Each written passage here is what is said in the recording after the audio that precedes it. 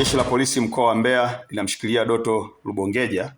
mkazi wa Madundas, wilaya ya Mbarali, mkoa wa Mbeya kwa tuhuma za mauaji ya watoto watatu wa familia moja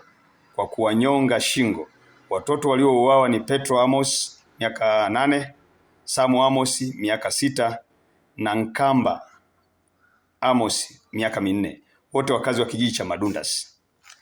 Tukio hilo lilitokea Januari 15, 2026 katika kijiji cha Madundas, ambapo mtuhumiwa aliwaua watoto hao baada ya kuwakuta peke yao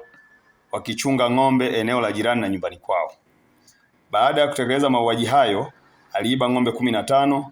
walizokuwa wakichunga watoto hao, kisha kuziswaga na kwenda kuzificha nyumbani kwa mjomba wake aitwaye Masoda Kurwa anayeishi kijiji cha Madundas B, na kuanza kutafuta mteja, ambapo alifanikiwa kuwauza ng'ombe hao na kupata fedha taslim shilingi milioni 5.1 Kufuatia tukio hilo, Jeshi la Polisi mkoa wa Mbeya kupitia askari wa kuchunguza matukio ya mauaji walianza msako mkali na kufanikiwa kumkamata mtuhumiwa Doto Lubongeja pamoja na mtuhumiwa mwingine aitwaye Masoda Kurwa ambao walishirikiana kuuza ng'ombe hao.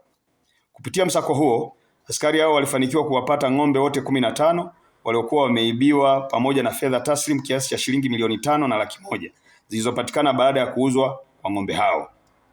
Uchunguzi wa awali umebaini kuwa chanzo cha tukio hilo ni tamaa ya kujipatia mali kwa njia isiyo halali. Upelelezi unakamilishwa ili hatua za kisheria ziweze kuchukuliwa dhidi ya watuhumiwa. Jeshi la Polisi mkoa wa Mbeya linatoa wito kwa baadhi ya wanajamii kujiepusha na tamaa za kujipatia mali kwa njia isiyo halali